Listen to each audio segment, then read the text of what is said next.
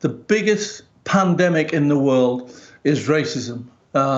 It'll be there when coronavirus is gone. It's been there before coronavirus. I grew up in it. As you know, Jeremy, we've talked about it before. We were the first black family, one of the first black families in Middlesbrough, but certainly the first black family on our estate. I was the second black footballer to play for Portsmouth, the first black footballer to play for Swindon, the first black footballer to play for Brentford. So you can imagine what it was like in the dressing rooms back in those days with Alf Garnett. And I used to go in the dressing room the following day after these programmes had been on. And the lads would be talking about him and they'd go, "Oh, you don't mind, do you, Cammy?" And of course, I was one voice. And if I minded, I would have been thrown out of that dressing room quickly. So you had to accept it. So you move on.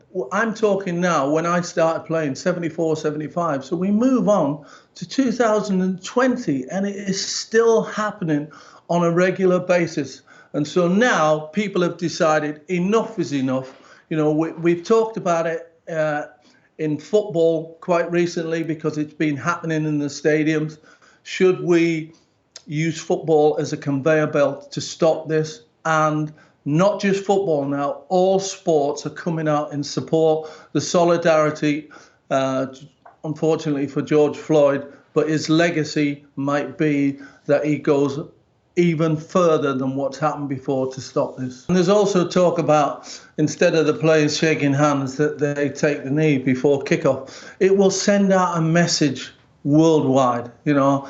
I think the basketball players and the American football players are going to do exactly the same. Liverpool did it, as you saw on your pictures just there a second ago.